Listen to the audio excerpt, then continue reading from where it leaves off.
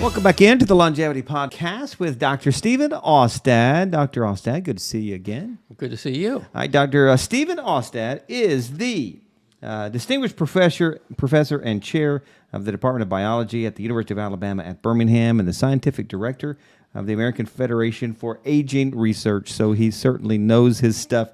You wrote... I love your writing, and there's a lot of writing on your website, StephenAustad.com, and you've been published a good book, so it's easy to find your writing. You wrote this piece, and you call it Tips on Reading the Health News, Part 1. What prompted you to write this? What prompted me to write it was a study that came out about red meat, about how eating one more helping of red meat a day increased your probability of dying by 13%. Okay. And I thought, that doesn't sound exactly right to me. Let me look into that and actually see what how the study was done and how they came up with that number. Yeah, and all right, so it's a Harvard study concluded that a single additional portion of red meat daily increases your chance of dying by 13%. Information came from dietary questionnaires. How many daily servings of fruits, milk, vegetables, whole grains, red meat, etc. did they eat on average over the past year? A serving of red meat was considered to be 3 ounces. They also asked about their weight, exercise, smoking and drinking habits, and anything else they thought might affect their health after more than 20 years.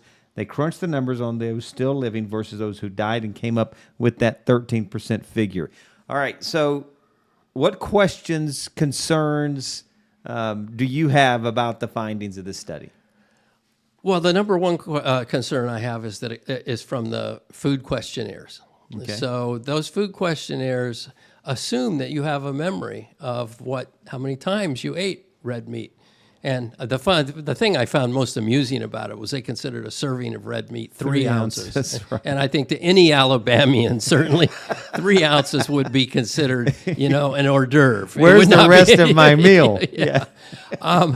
But the fact is, we don't have very good memories of what we ate. If I ask you, how many times did you eat red meat a week in the last year, how accurate do you think you could be? And then if I ask you, well, what about processed versus unprocessed? How about bacon versus steak versus pork versus, and I've done some studies with my students and found out that people are just not very good at remembering that. I'm not, certainly, and you're not, and most people are not.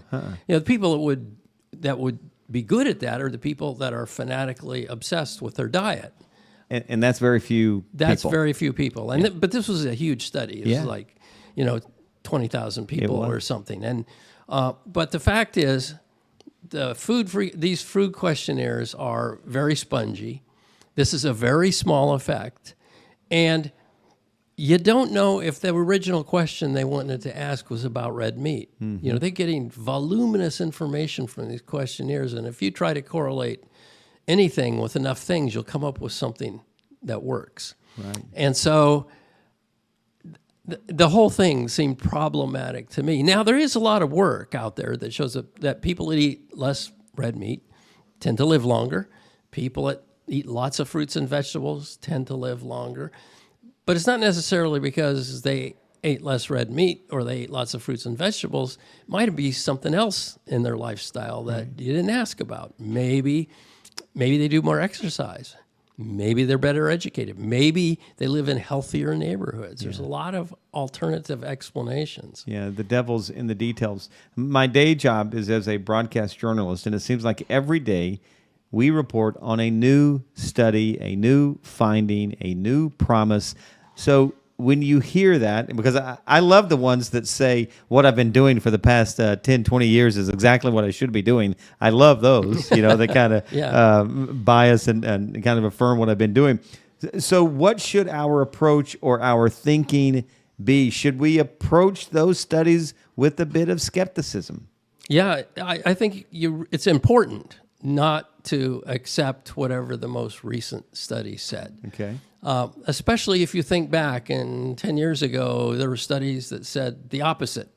You might do a segment on your TV show called Never Mind Studies, right. Studies that reverse the the recommendations for the last couple of decades, like happened with eggs, happened with, a number of other things, happened with whole milk.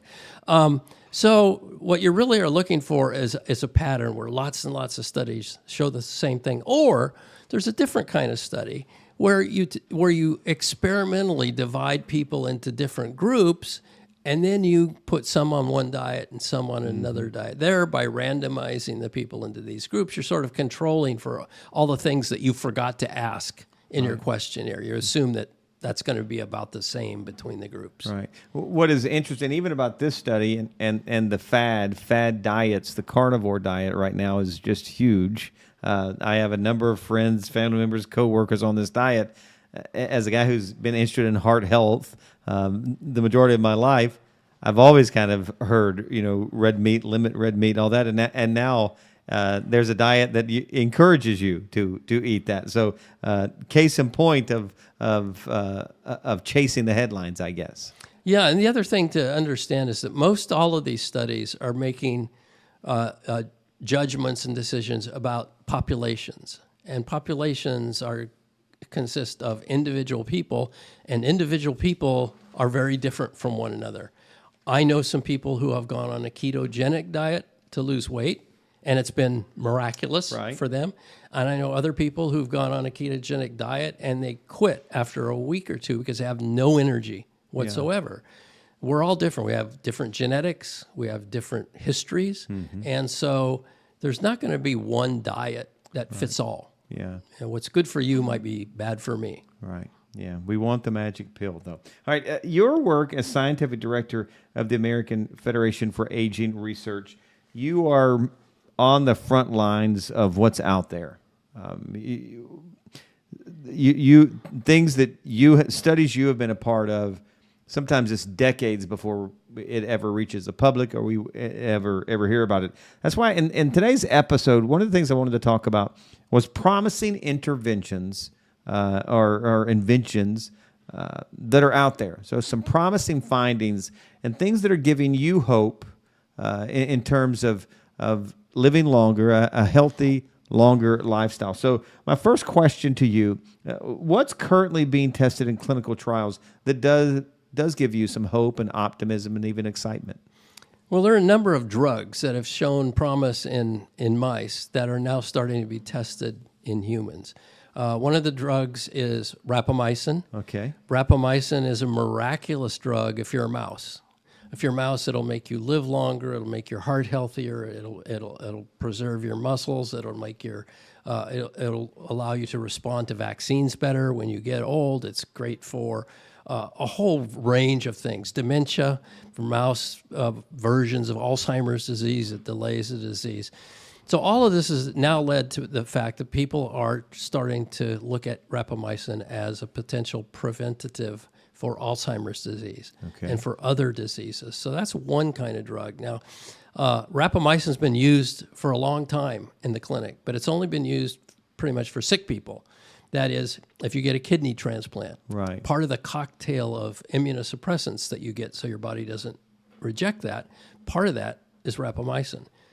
If you have a coronary artery stent, one of the things of these sort of devices that hold open an artery, one of the problems with those is eventually your cells grow over the top of them and narrow the arteries again.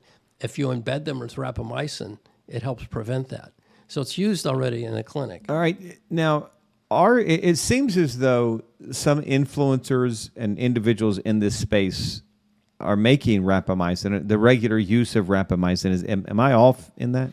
No, there's an informal rapamycin study group of people who are experimenting on themselves. So how, in what form does it come? Is this a pill? How is this being administered? Yeah, it's a pill. Okay. But here's the thing. We're not going to learn anything from those people. Those people believe the mouse work. They believe that whatever was true in a mouse is likely going to be true in a human, something that we know is not true. But they're putting their faith in that. But they're all doing it somewhat differently. Some of them, they're taking different doses. Right. They're taking it at different periods. Some people take it every day. Some people take it once a week. And who are we going to compare them to? So we're not going to learn anything. But my thought is if it's making them feel better about themselves, that's fine with me. It does have some side effects. People but it depends on the dose. Yeah. So I guess we'll just see.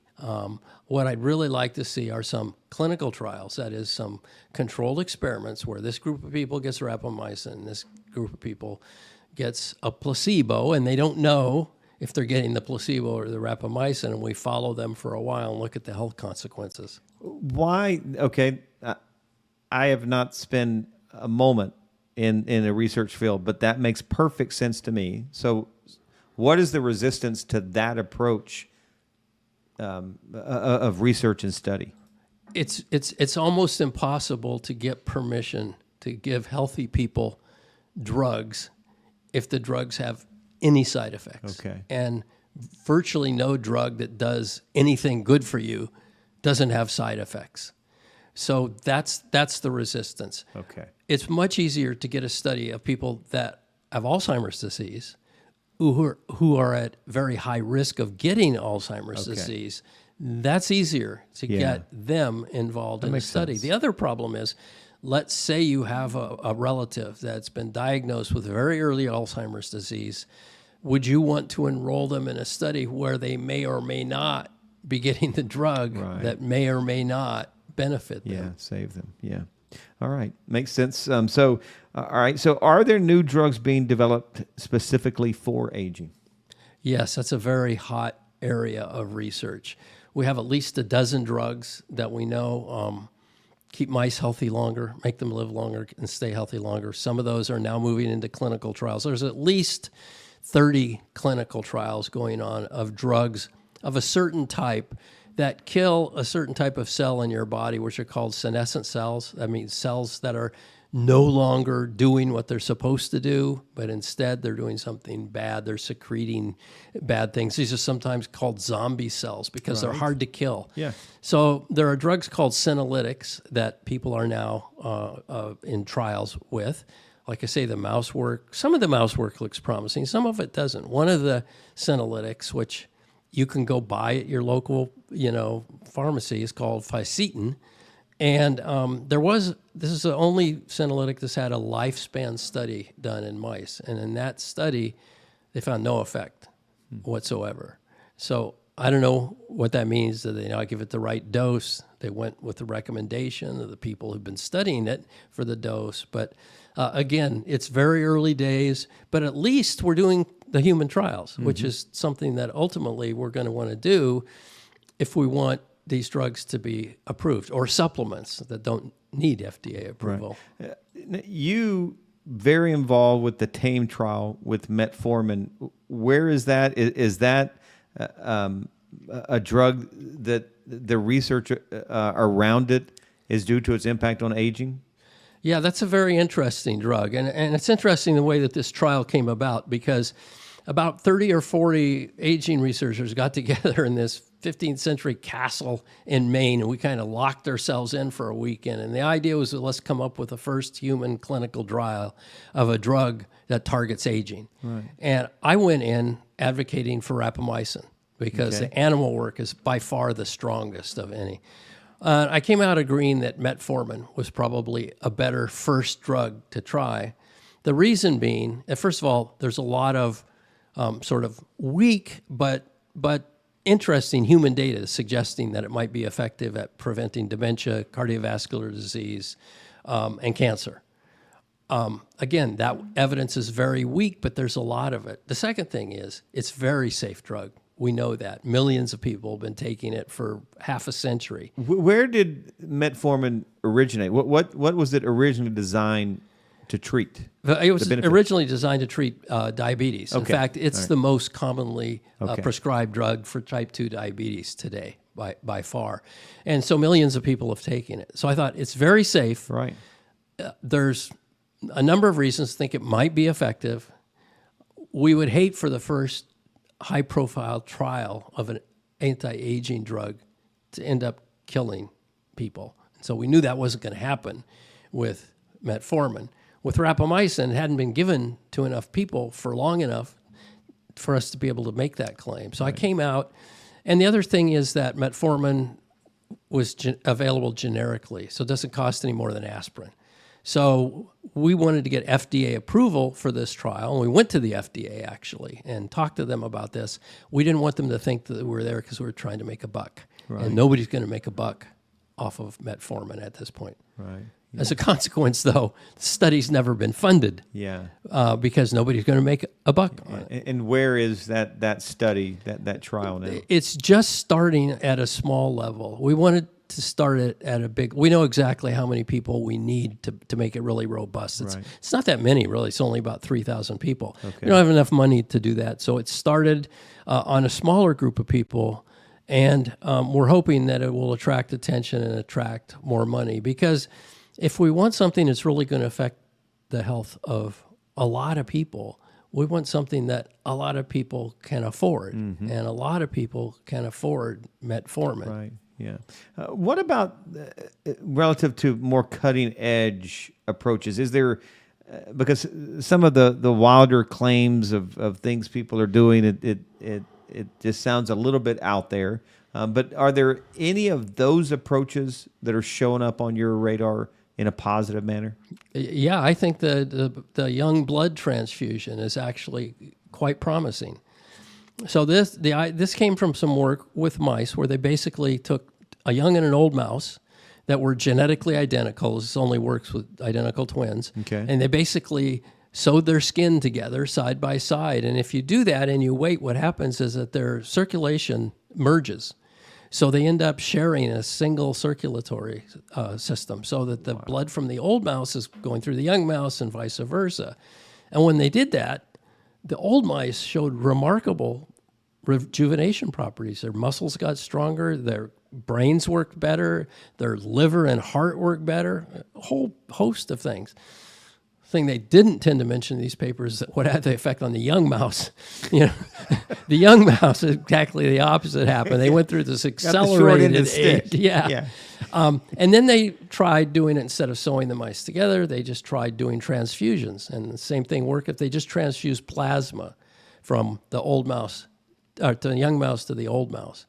And so, at least in mice, there seems to be something that's either beneficial, very beneficial in young blood, or something that's really detrimental, something toxic in old blood that you're diluting out, or maybe it's a combination. So there's some really beneficial molecules. Now, here's where Harvard really screwed up. I will occasionally take a dig at Harvard. Okay.